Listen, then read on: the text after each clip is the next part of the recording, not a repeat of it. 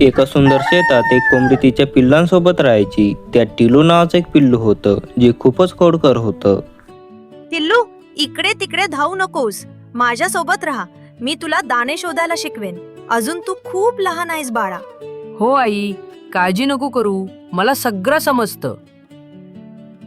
टिलू काही वेळ त्याच्या आईचं ऐकायचा, पण पुन्हा विसरून जायचा. एकदा फिरता फिरता त्याला वाटाण्याचे हिरवे दाणे दिसले. अरे वा, किती ताजे वाटाणे आहेत. आईला सांगण्यापेक्षा मीच पटकन खाऊन घेतो. टिलू वाटाण्याचे दाणे टोचायला लागतो, पण घाईघाईत एक मोठा दाणा त्याच्या घशात अडकतो. त्याला बोलता येत नाही.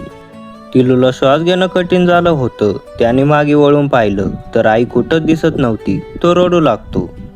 इतक्यात तिथे त्याची आई आली. टिल्लू, कुठे आहेस तू? अरे देवा, तुला काय झालं?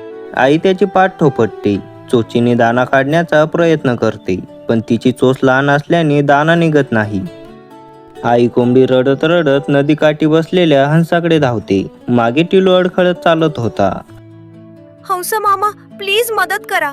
माझ्या टिल्लूच्या घशात वाटण्याचा दाणा अडकलाय.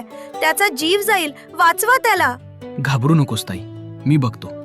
हंस मामा आपली लांब चोच हळूच टिलूच्या घशात टाकतो आणि तो वाटाण्याचा दाणा बाहेर काढतो. त्यानंतर टिलू जोरात श्वास घेतो आणि उड्या मारतो. आई, मला माफ कर. मी तुझं ऐकलं नाही आणि एकटाच लांब आलो. आता मी कधीच असं करणार नाही. माझ्या शहाण्या बाळा, आई वडील नेहमी तुझ्या चांगल्यासाठीच सांगतात. आता नीट लक्ष ठेवून चाल हं टिल्लू. शिकवण: आपण नेहमी मोठ्यांचे ऐकायला पाहिजे आणि त्यांच्यापासून दूर जाऊ नये. अशा छान छान गोष्टी पाहण्यासाठी लगेच आपल्या चॅनलला सबस्क्राईब करा.